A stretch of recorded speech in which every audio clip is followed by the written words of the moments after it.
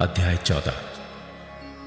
उस समय चौथाई देश के राजा हेरोदेस ने यीशु की चर्चा सुनी और अपने सेवकों से कहा, ये यूहन्ना बपतिस्मा देने वाला है, वो मरे हुओं में से जी उठा है, इसीलिए उससे समर्थ के काम प्रकट होते हैं।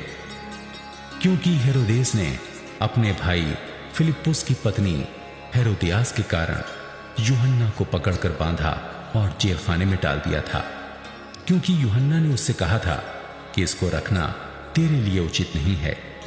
इसलिए वो उसे मार डालना चाहता था, पर लोगों से डरता था, क्योंकि वे उसे भविष्यद्वक्ता मानते थे। पर जब हेरोदेस का जन्मदिन आया तो हेरोदियास की बेटी ने उत्सव में नाच दिखाकर हेरोदेस को खुश किया। इस पर उसने शपथ खाकर वचन दिया, जो कुछ तू मांगेगी मैं तुझे दूंगा। वो अपनी माता के उस कहने से बोली, यूहन्ना बपतिस्मा देने वाले का सिर थाल में यही मुझे मंगवा दे। राजा दुखी हुआ, पर अपनी शपथ के और साथ बैठने वालों के कारण आज्ञा दी कि दे दिया जाए, और उसने जेल खाने में लोगों को भेजकर यूहन्ना का सिर कटवा दिया और उसका सिर थाल में लाया गया और लड़की को दिया गया, जिसे वो अपनी मां के पास ले गई। तब यूहन्ना के चेले आए और उसके शव को ले जाकर गाड़ दिया और जाकर यीशु को समाचार दिया। जब यीशु ने यह सुना तो वो नाव पर चढ़कर वहां से किसी सुनसान जगह को एकांत में चला गया। लोग ये सुनकर नगर नगर से पैदल ही उसके पीछे हो लिए। उसने निकलकर एक बड़ी भीड़ देखी और उन पर तरस खाया और उनके बीमारों को चंगा किया। जब सांझ हुई तो उसके चेलों ने उसके पास आकर कहा, ये सुनसान जगह है और देर हो रही है, लोगों को विदा किया जाए कि वे बस्तियों में जाकर अपने लिए भोजन मोल लें। पर यीशु ने उनसे कहा, उनका जाना आवश्यक नहीं, तुम ही उन्हें खाने को दो। उन्होंने उससे कहा, यहां हमारे पास 5 रोटी और 2 मछलियों को छोड़ और कुछ नहीं है। उसने कहा, उनको यहां मेरे पास ले आओ। तब उसने लोगों को घास पर बैठने को कहा और उन 5 रोटियों और 2 मछलियों को लिया और स्वर्ग की ओर देखकर धन्यवाद किया और रोटियां तोड़ तोड़ कर चेलों को दी। और चेलों ने लोगों को।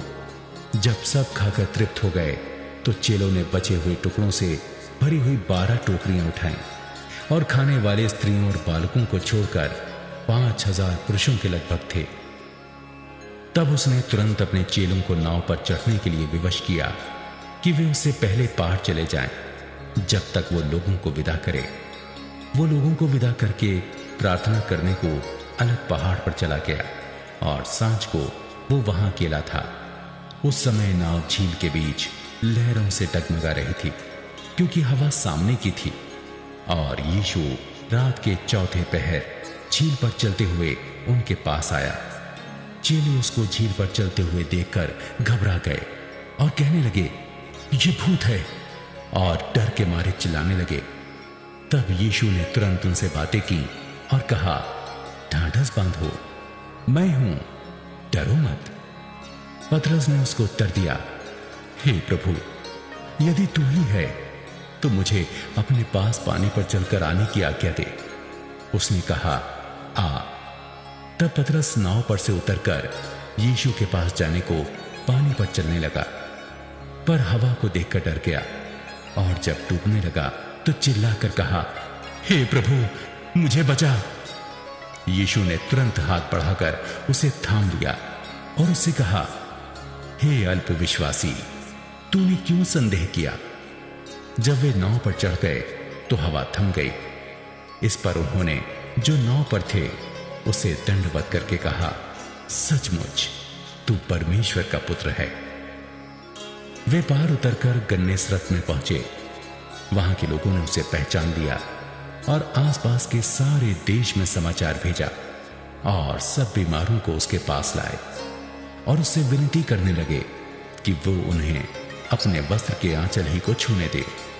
और जितनों ने उसे छुआ वे चंगे हो गए।